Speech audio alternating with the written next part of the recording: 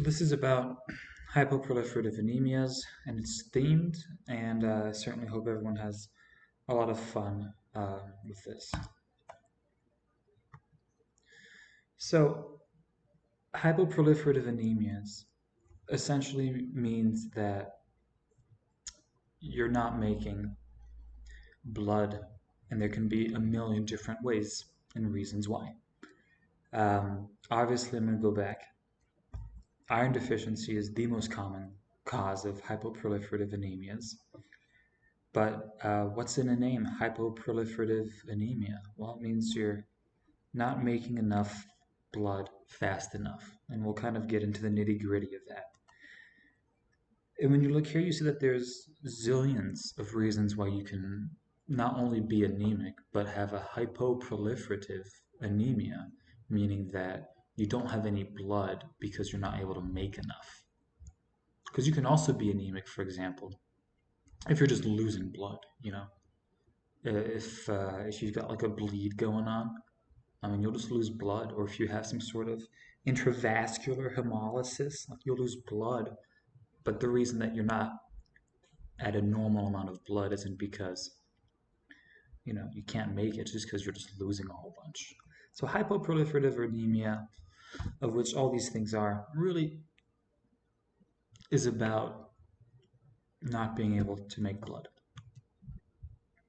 So here are some of the big things that we'll talk about. This is from the 1960, I think 1968 Romeo and Juliet movie. But here's some of the big things you got to look out for. Number one is problems with the bone marrow. The bone marrow is where you make blood, and if you can't make blood because of a bad bone marrow, then you're in a rough shape. Next thing is iron deficiency. We'll kind of go over that. You've got iron that's responsible for the production of heme, and without heme, you can't have hemoglobin, so it's kind of rough. Hypothyroidism, and we'll go into all these things in a little bit more detail, but hypothyroidism, you have EPO being affected by the metabolic state and metabolic demand. You don't need a whole bunch, or if you have a low metabolic rate, you don't need to produce a bunch of EPO, so you won't. And of course, EPO being erythropoietin, which ends up, stimulating red blood cell production. Kidney disease, you have the juxtaglomerular cells that make EPO, we were talking about here. If your kidneys don't work, then it's hard to make EPO. Anemias of inflammation, probably the most nuanced, sort of way that you can have a hypoproliferative anemia in terms of like the big hitters. We've got a big old slide dedicated to just that, and it's kind of interesting. But the point being, inflammation really messes up red blood cells and their production. And then metabolism, we were talking about.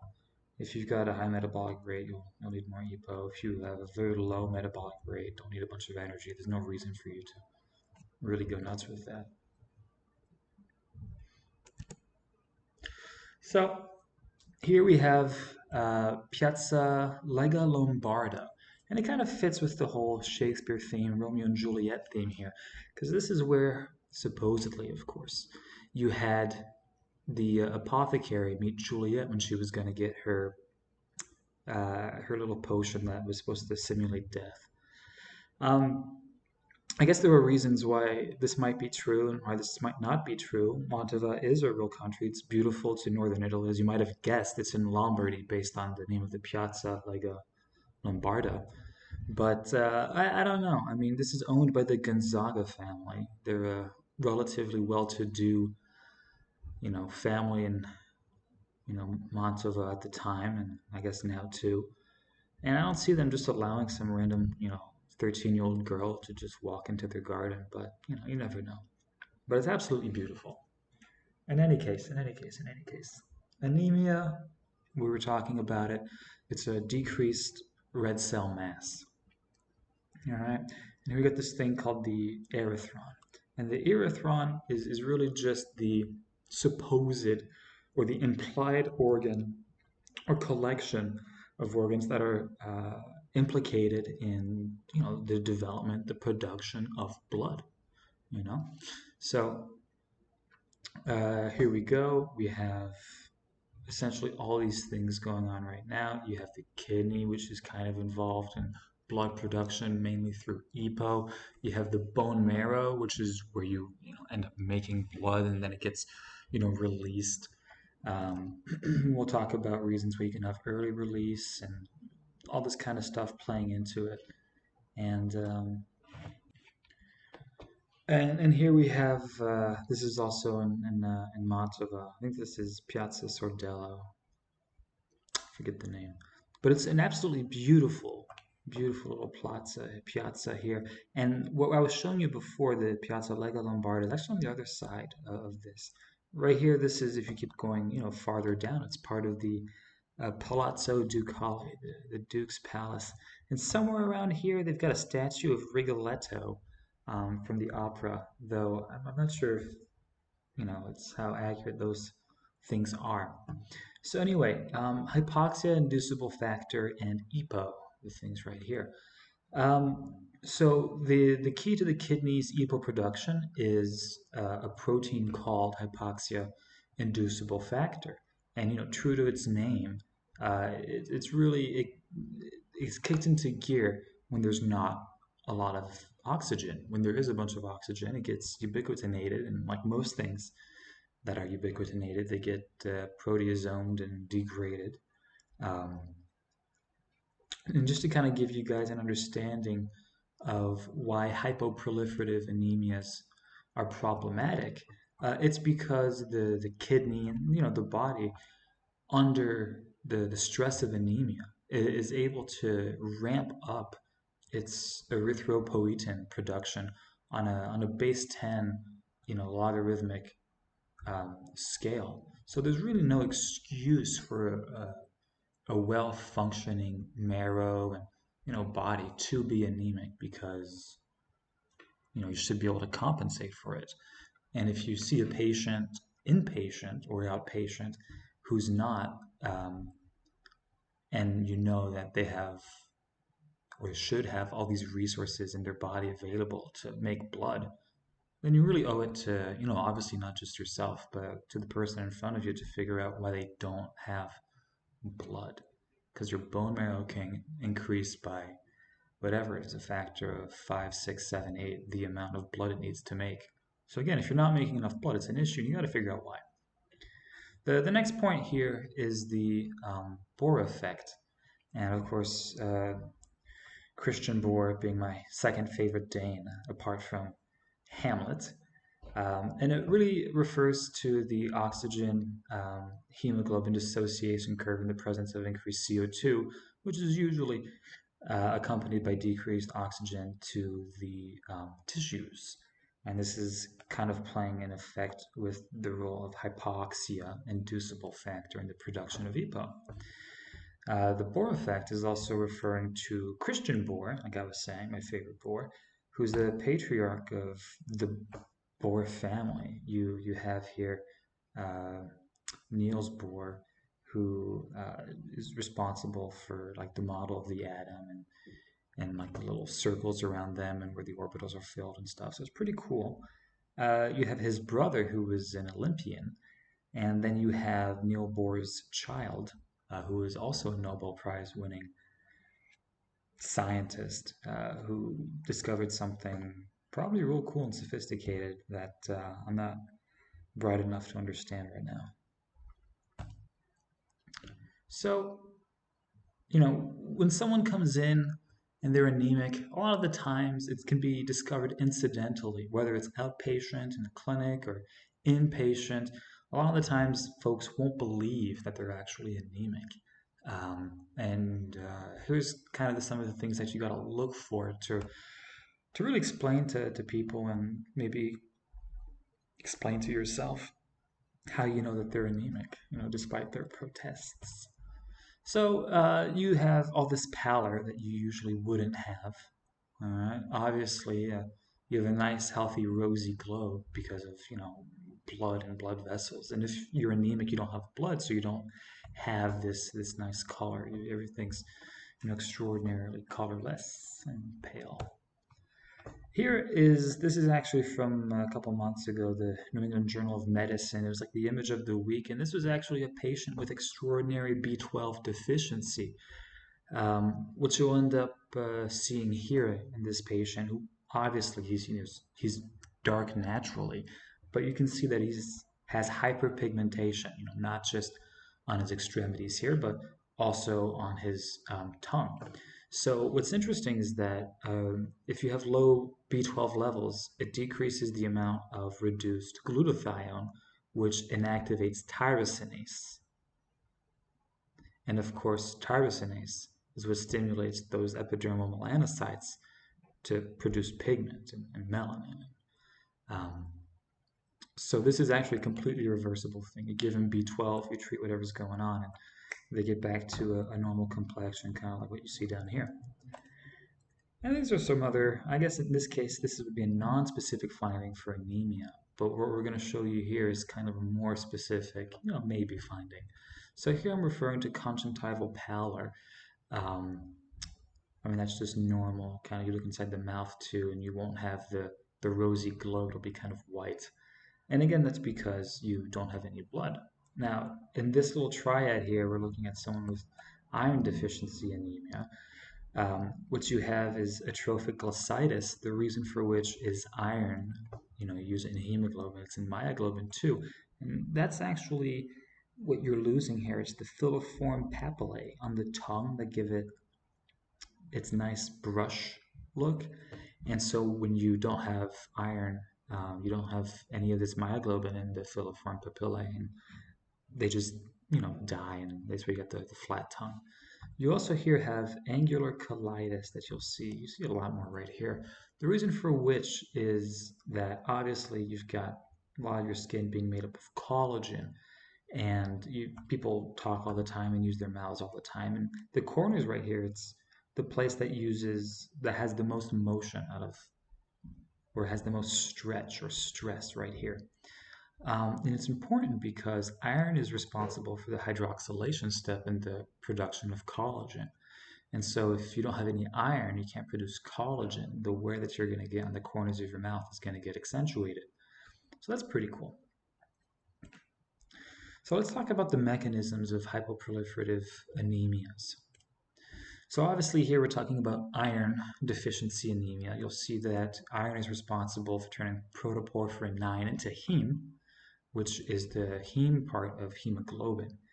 And if you can't make hemoglobin, you can't make blood, so it becomes an issue. The next thing here is B12 and B9 deficiencies.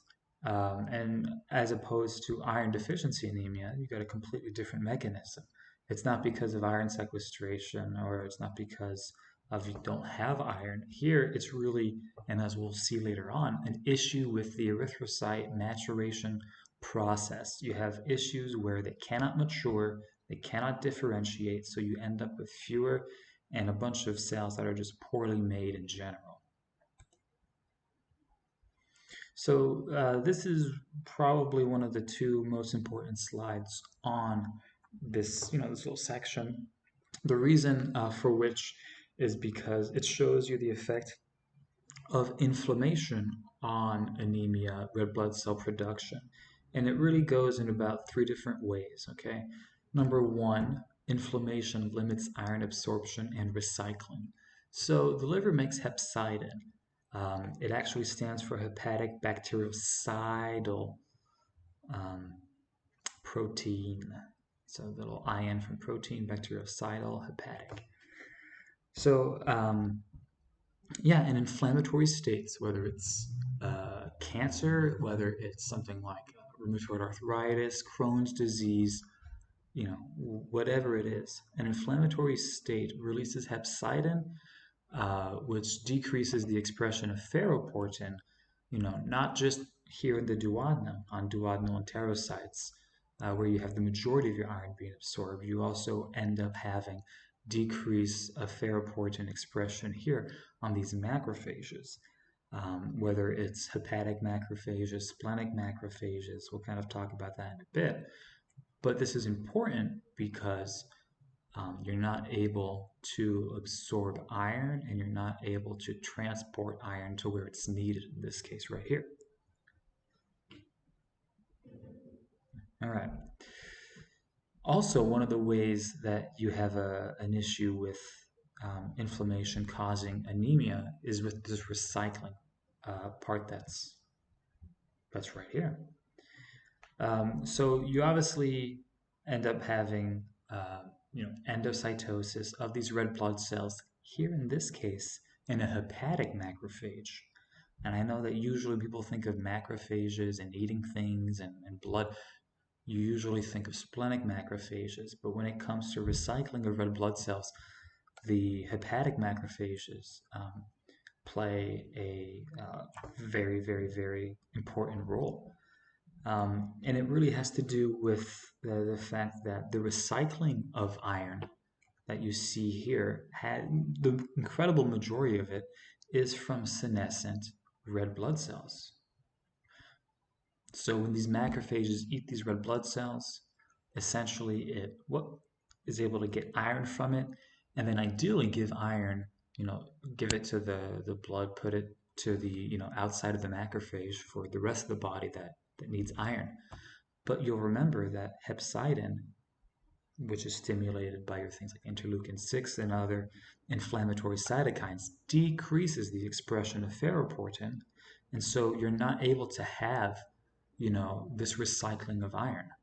What you have is, when you have all these dead red blood cells that are getting eaten up, but what they're being eaten up with, or the normal process of them being, phagocytosed and the release of iron, isn't happening. It just stays in the cell. And this actually brings up one of the important points that you'll see on an iron panel in people with a chronic inflammatory disease, is that you'll have very, very high ferritin. All right, and it's because of this mechanism right here. You can't recycle the iron, you can't bring it out, it stays in the cells. All right, pretty cool. The second thing, and might be the most straightforward thing that inflammation does, is that it stops or blunts erythropoiesis. All right, not just with its effect on the kidneys, but also with the erythropoietin receptor. Obviously, no EPO, no erythrocytes. You also have some issues with EPO-mediated signaling being reduced, and also inversely linked to the circulating levels of interleukin-6, interleukin-1, which just goes to show again how inflammation really messes up your body's ability to produce blood. And then the third thing, inflammation is deadly. It's one of the reasons, besides the obvious one, that cancer just really messes people up. It's just the inflammatory process destroys kind of everything. And here we're going to kind of focus on specifically the erythrocytes and the formation of blood. And in terms of inflammation and the destruction of erythrocytes, interferon gamma is really the gold standard in terms of bad hombres and bad players in this little game. Obviously, you have more than just interferon gamma, but you'll notice that interferon gamma has an apoptotic effect on red blood cells themselves. Additionally, it ends up decreasing the expression of a lot of erythropoietin receptors, as you kind of see right here. Interferon gamma is going to mess up the erythropoietin receptor right there. And then you also have an increase in erythrophagocytosis by these hepatic and splenic macrophages, which again, it increases the destruction of these red blood cells, and then these red blood cells can't release iron, and so then you can't really make red blood cells. So it's really a vicious cycle. Additionally, you'll note that they've done this in mouse models.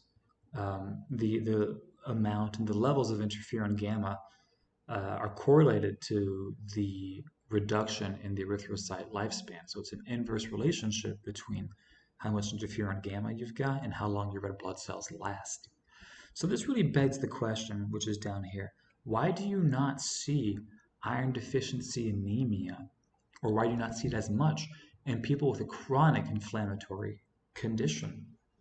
Because again, in iron deficiency anemia, you can't make iron. I mean, you don't have any iron.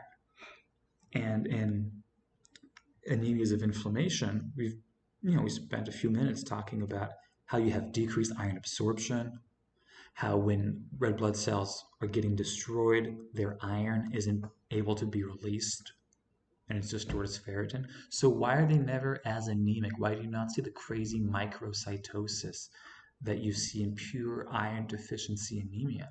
And the reason has to do with the liver being an extraordinary organ. It's actually able to sense that there's not enough iron and counteract the role of hepcidin by increasing the ferroportin in the body. So it's kind of like a Le Chatelier's principle thing there. But the answer again is because the liver is able to increase ferroportin expression. Pretty cool. So what does anemia look? What does anemia look like? Well, let's say here's a normal sort of smear and everything. You can't really tell the sizes just based on themselves, but essentially you've got about everything is about the same shape and size. You don't have any anisocytes, or you don't have any poikilocytes or anything like that. You have the zone of central pallor taking about a third or maybe half of the diameter. And as you can see, red blood cells have this wonderful biconcave shape that allows them to move between, tight little spaces, the capillaries in your eye, between cells. Ta-da! These are platelets right here. This is like a band cell or something. Anyway, this is something you see in iron deficiency anemia. You have anisocytes, different, and you have poikilocytes, different sizes and different shapes. Poikilocytes, different shapes. Anisocytes, different size. These are kind of pencil cells. You see this a lot in iron deficiency anemia. But the idea is that your body isn't able to properly make iron. And so you end up you can't make hemoglobin because you don't have iron. And so you're just poorly making red blood cells. So you have all these weird different shapes of everything. And you'll end up seeing the bone marrow releasing reticulocytes earlier, and just everything's just all out of whack. And this is real typical for iron deficiency anemia right here. Here, although the term megaloblastic anemia really refers to things that you would see in the bone marrow, and this is a peripheral smear in the peripheral blood, you have a hypersegmented neutrophil, 1, 2, 3, 4, 5, 6, 7, 8, 8 lobes. This is actually a slide from someone with a megaloblastic anemia, and we'll talk about what makes something megaloblastic versus macrocytic versus blah, blah, blah.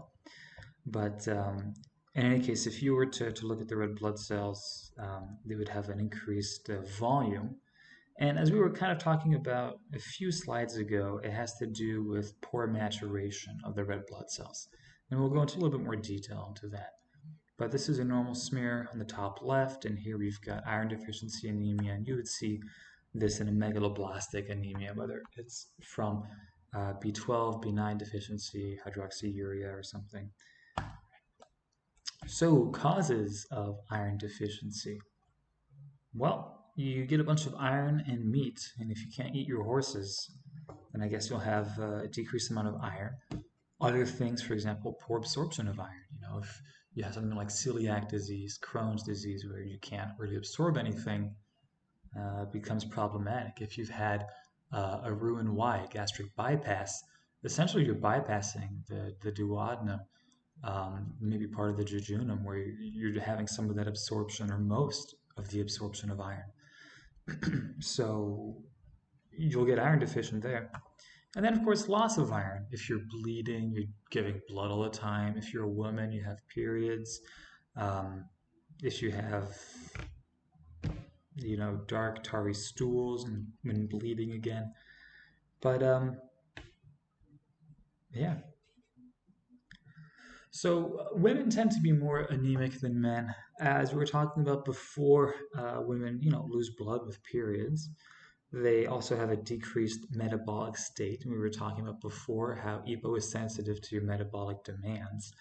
That's actually one of the reasons it's thought that women live a little bit longer than men. It's because they don't have to constantly in their bodies do as much stuff. They don't have the high metabolic stress that guys have.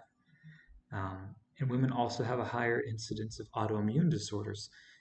And autoimmune disorders usually are an inflammatory state. And we just spent several minutes talking about the role of inflammation on blood production. So here we talk about essentially hypoproliferative anemias because of bone marrow issues. Uh, Interestingly enough, chemotherapy was discovered rather incidentally after World War One, because you had soldiers who ended up getting exposed to nitrogen mustard gases. And a lot of these mustards you still use in things like bendamustine. You can do bendamustine rituximab in some lymphomas. Um, but yeah, when they went back to their docs or whatever, they would notice under slides that they wouldn't have any sort of white blood cells. And this, obviously, when it came to leukemias, um, uh, it was something that people were immediately jumping onto. Of course, pros and cons. Chemotherapy, it's a cytotoxic agent. The goal is really to destroy the marrow. And the way that it does this is by preferentially targeting quickly replicating cells, which are hopefully the cancer cells, which is why, cancers that replicate really quickly tend to do well with chemotherapy. Um, for the same reason that chemotherapy targets quickly replicating cells, things like hair, mucosal lining, and surfaces, those are where you have a lot of the side effects. So, for example, a lot of people, or people will lose hair during chemotherapy. When they are on Folfox for, colon cancer, a lot of people have, issues with their bowels and stuff. Radiation does the same thing. You end up kind of doing, if you do like whole, not necessarily whole body, but if you're essentially radiating the body, um, you're you're really targeting and destroying what you're hitting. And so you hit the marrow, and the marrow's not going to be able to work, and you'll have things like fibrosis maybe in the future or not, but it's always a risk. And then I have rheumatology here because of specific medications, TNF alpha inhibitors, methotrexate. These things cause anemia. Methotrexate specifically because it's affecting folate, but TNF alpha inhibitors and all these other things. A lot of autoimmune disorders lend themselves to these anemias of inflammation that we were talking about before. So, hypoproliferative anemias of childhood, parvovirus B19, slapchick disease, human herpes virus 5. These things tend to cause aplastic anemias. The term plasia, meaning growth, A without, it's like the name Alex without a name. In parvovirus B19, you will have these transient aplastic anemias, though of course it'll come back within a reasonable amount of time. Additionally, you have other hypoproliferative cytopenias, and in the sense of a pure red cell aplasia that you're essentially born with, called Diamond-Blackfan syndrome. And Diamond-Blackfan syndrome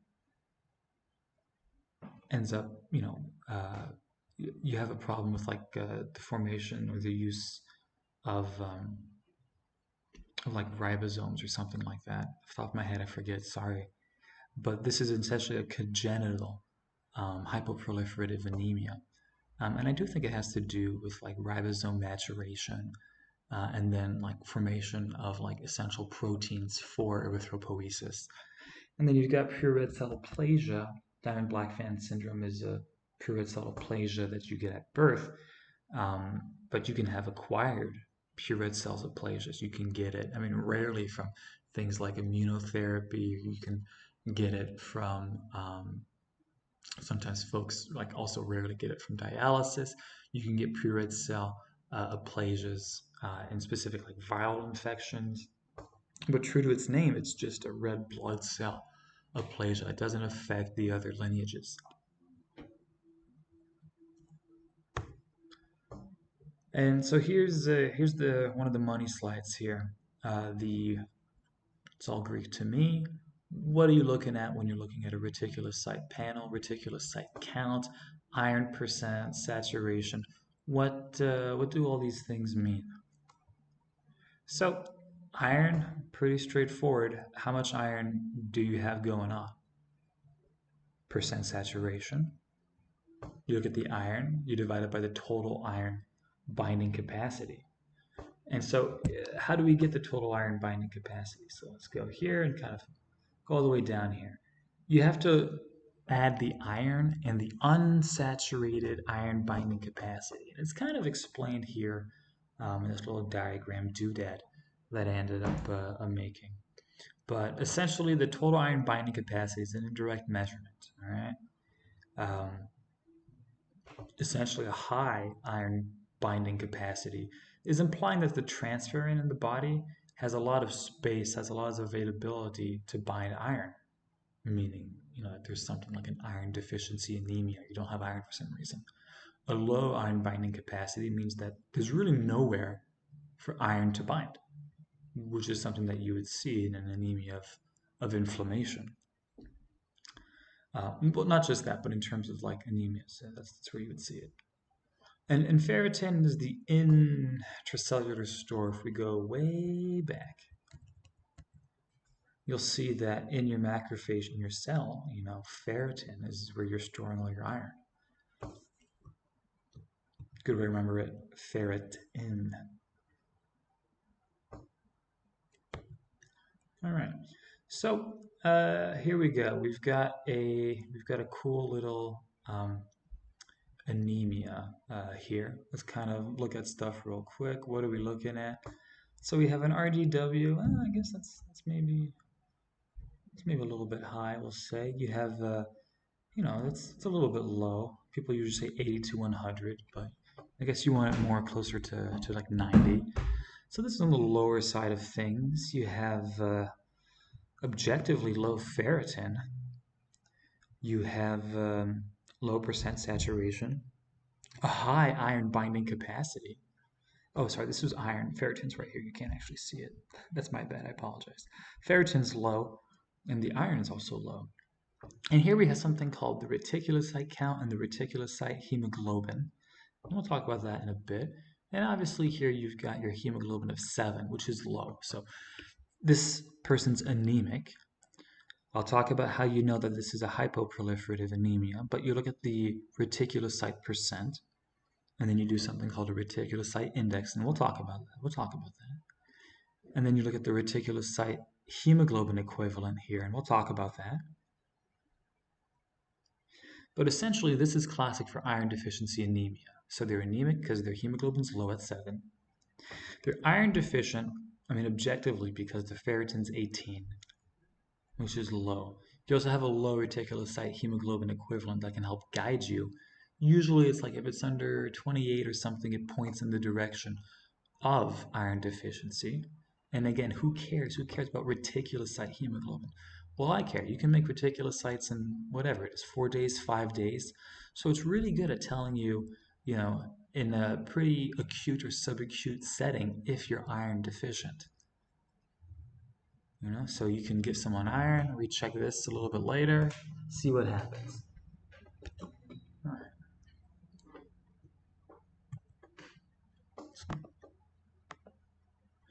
All right. So here's what I was talking about, the reticulocyte count, percent, index, and reticulocyte hemoglobin equivalent. All right, this is the reticulocyte hemoglobin equivalent I was talking about. If it's under 28, sometimes points to iron deficiency anemia. Okay. So let's talk about the reticulocyte index and the percent reticulocyte. So, like I was saying, reticulocytes are essentially red blood cells before they're red blood cells. It takes about 4 days or 5 days for your body to make red blood cells, to make reticulocytes really, that then go out into the peripheral circulation and then over the course of 24 hours turn into a red blood cell. Okay. So in the initial classification of anemia, which was the whole purpose of this lecture and talk, it was to say hypoproliferative anemias. And we've already talked about how since your marrow and your EPO can all go sky high in a healthy person, if you're not able to make blood, it means something's wrong. So how can you tell if someone has the ability to make blood or not? This is where you look at the percent reticulocyte or the reticulocyte index, which is a calculation from that. Because if you think about it, whatever it is, your red blood cell lasts, it's like 100 days or 120 days. So about every day you're replacing 1% or so of your red blood cells. All right. Obviously, if you're losing blood, you're replacing more than that. And if you're anemic and you don't have blood, your marrow really should be kind of ramping things up to replace all this blood that you're either losing or having trouble making. It should be able and it should be trying to increase its efforts. An important thing to note is that in the face of an established anemia, a reticulocyte index, not a percent reticulocyte count. And again, I'll talk about how to get to the index. In the face of an established anemia, a reticulocyte index under 2 or something is essentially diagnostic of a hypoproliferative anemia. So, like I was saying, reticulocytes spend about 1 day in the peripheral blood before maturating or maturing into a red blood cell. Now, this is usually when you have a hemoglobin, or let's say a hematocrit of 45. At a hematocrit of 45, reticulocytes are released 1 day early from the marrow. But, if you're anemic and your body needs blood, your bone marrow is going to release these things earlier if you have a greater need for blood. So there's kind of a cool trend. At a hematocrit of 35, your reticulocytes are released 1.5 days early. At a hematocrit of 25, your reticulocytes are released 2 days early. And so to correct the percent of reticulocytes in your peripheral blood, to correct it for, the inflation of reticulocytes based on a low hematocrit, you end up dividing by those numbers I was talking about. At a hematocrit of 25, which this kind of is, you have to divide this by 2 because you will have 2 days early worth of reticulocytes being released. If this were 35, you'd divide it by 1.5 because it gets released 1.5 days early, the reticulocytes do. If this were 45, you would just divide it by 1. And like I was saying, in the setting of an established anemia, your reticulocyte index, which accounts for the early release of reticulocytes, really shouldn't be under 2. All right. So if it's under 2, then it's essentially a hypoproliferative anemia. It means you're not making reticulocytes. You're not able to proliferate. It's hypoproliferative. And this is actually really important because you can have people who have low MCV, who have findings of iron deficiency anemia, who are anemic. But they can be anemic because they just had they've got really bad mitral stenosis or something. or aortic stenosis, and you just have shearing of your red blood cells. And in that case, you would see a very high reticulocyte count, a reticulocyte percent, a reticulocyte index. You would see it 6, 7, whatever, because in that case, your body is able to hopefully recuperate all this blood it's losing. So the reticulocyte percent, the reticulocyte index is indispensable in telling you, is the issue that I can't make it? And then you can go digging into the differential, which is a lot of fun. So reticulocyte hemoglobin equivalent sounds exactly like what it is. And it's very useful, like I was saying before, when you're trying to evaluate, hey, can someone respond to iron therapy? How do I know if they're iron deficient or not? What if they have an inflammatory state going on and there's going to increase the ferritin? It's just an extra marker. Now, it's not as sensitive, it's not as specific as ferritin when it comes to iron deficiency, but it can help guide you in the right direction. And like I was saying, a value under 28 typically is telling you, you have a problem with iron here. So let's look at this. What do we have going on here? Now that we've kind of explained what all these terms mean. Well, hemoglobin's 9. That's anemia. All right. You're anemic. You don't really have a macrocytic anemia. It's more normocytic, I guess. So you have this anemia. We look at the reticulocyte percent. It's 1.5. The hemoglobin, reticulocyte hemoglobin, it's not under 28. So we're thinking, I guess maybe it's not iron deficiency. And of course, we can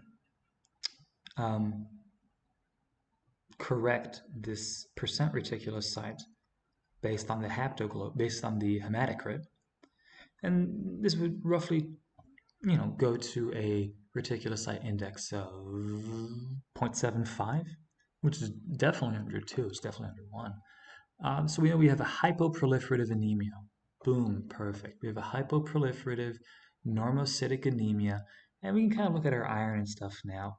First thing that probably sticks out is we don't have a high iron binding capacity, percent saturation is pretty high. I mean, the iron, I guess it's low, but it's not like low, right? Like you see this all day. But then the ferritin here, sky high, 1200. All right. This is a classic anemia of inflammation, folks. You have a hypoproliferative normocytic anemia, and again, we're showing how in these people with anemias of inflammation, you won't be overtly iron deficient as you will in people who with iron deficiency anemia.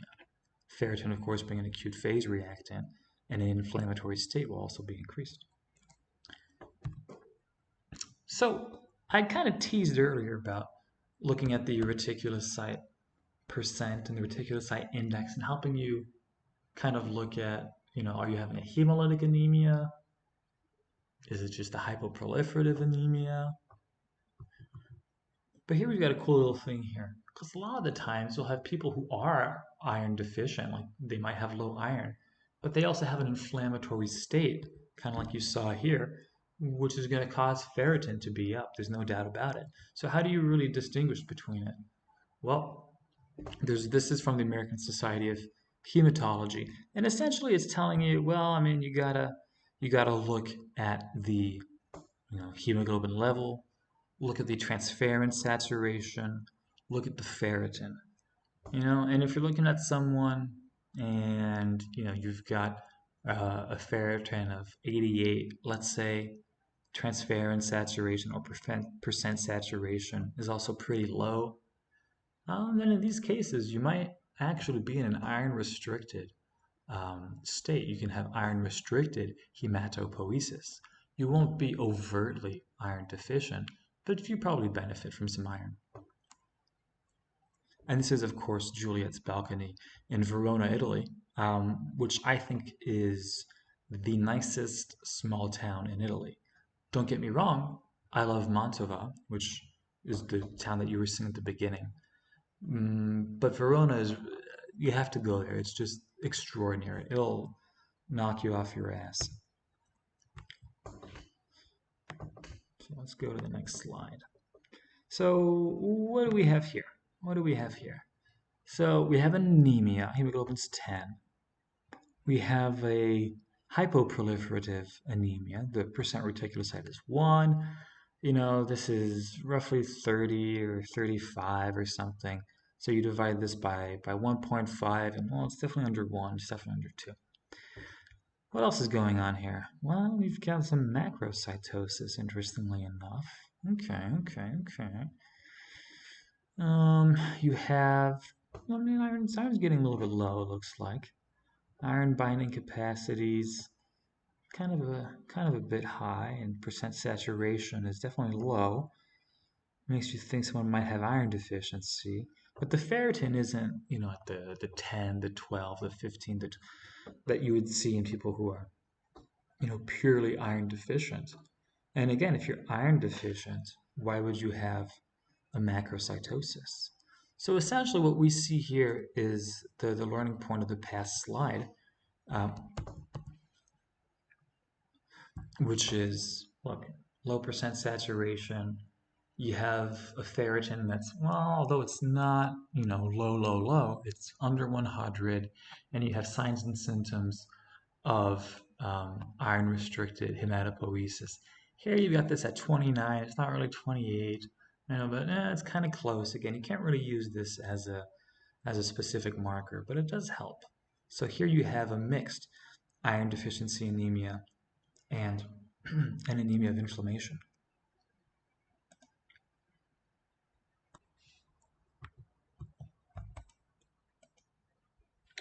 So how do these hypoproliferative anemias present? A lot of the times you get folks who, you know, you don't have any blood. You're going to get orthostatic pretty quickly. Um, you can have tachycardia associated heart failure. Weight loss. You can have weight loss if it comes to having a cancer, having any sort of inflammatory state. You see these a lot. That's why it's here. All right, megaloblastic anemias.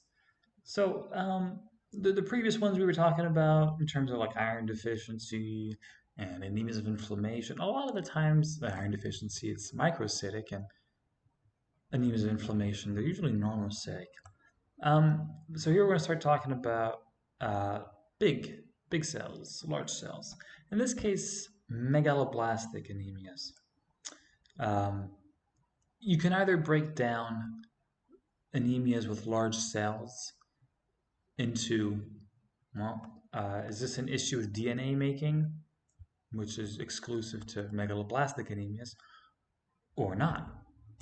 So here again, we're talking about B12 and folate and their role in making DNA. Can't make DNA, you can't really mature cells properly, and you have this weird asynchrony between the nucleus and the cytoplasm that we'll look at, okay? So, is it benign? That's really the big thing, you know? Does this have to do with some easily reversible process or not? Also, is it just a lack of folate? Haha. And hydroxyurea.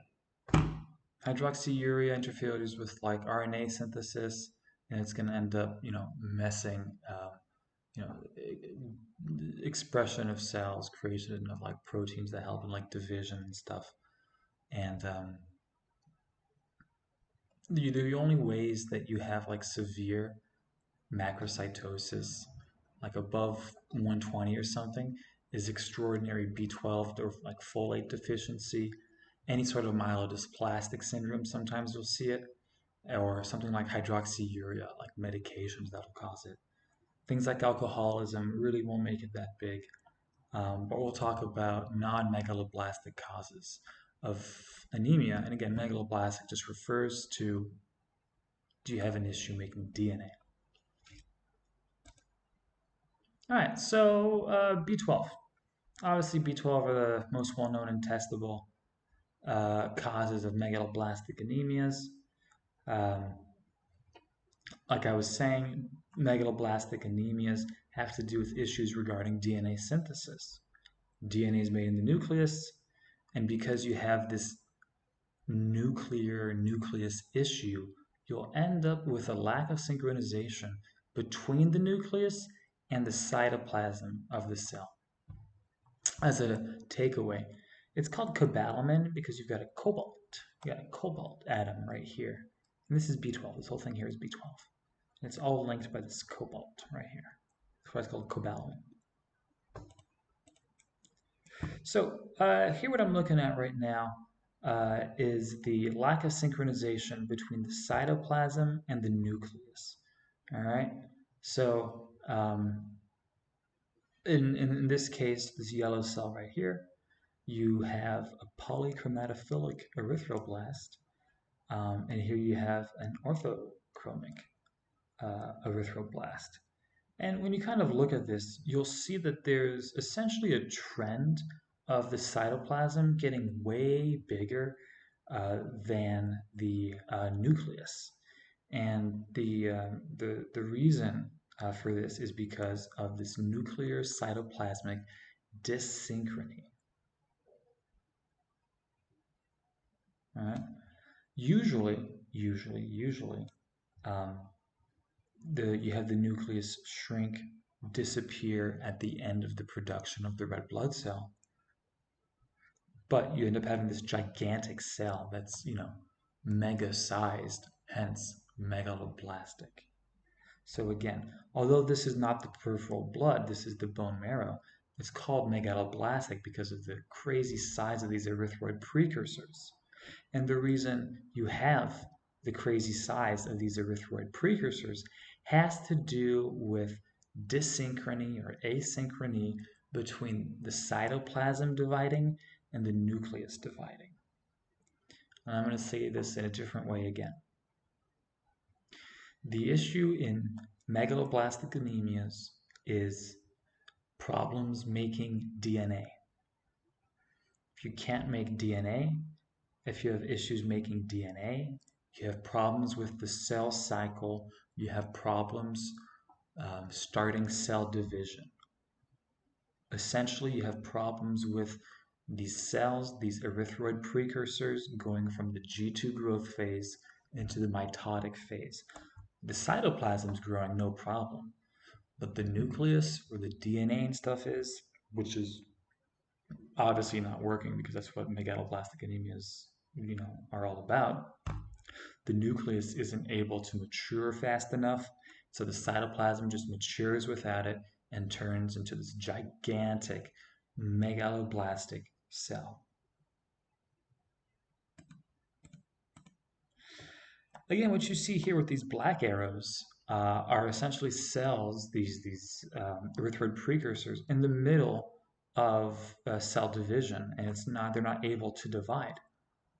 Again, you'll note the extraordinary size of the cytoplasm compared to the nucleus. But what will happen here is that if the nucleus, with all the DNA, is so messed up because of these B12, B9 deficiencies that it can't divide in time and it can't signal the process to start, these cells will actually die. And that's another reason why you become anemic. Usually you won't see these things in the peripheral blood. You see these things in the bone marrow. And for whatever reason, if they do go out, like the spleen kills them. So, yeah. So again, it's nuclear cytoplasmic dyssynchrony. Why do you not see in the peripheral blood? It's the spleen. The spleen just eats it up. All right. Next thing, we were talking about hypersegmented neutrophils and megaloblastic anemias. Why do you see them? And is that the only thing that you see? No. It's not the only cells that become hypersegmented. You can see some eosinophils, basophils, and of course neutrophils here. So it really begs the question, what's going on? Well, neutrophils by their design are already more segmented than other cells. It really has to do with the fact that if you're all divided like this, it's a lot easier to spread out in one direction and eat things and kill things rather than just having a giant block that's not mobile and that can't condense and move around, turns and things. So we've already talked about, why you have, um, large cells in B12 deficiency and how it has to do with problems in maturation and division of, erythrocytes or proerythrocytes. But it's not just red blood cells. Essentially, all lines will get affected in severe B12 deficiency. You'll have pancytopenia if you're really B12 deficient. Um, and because you have a problem with nuclear maturation and you have a problem with nuclear proliferation, um, essentially, the cell, the nucleus, it'll just keep getting bigger as well as it fails to divide.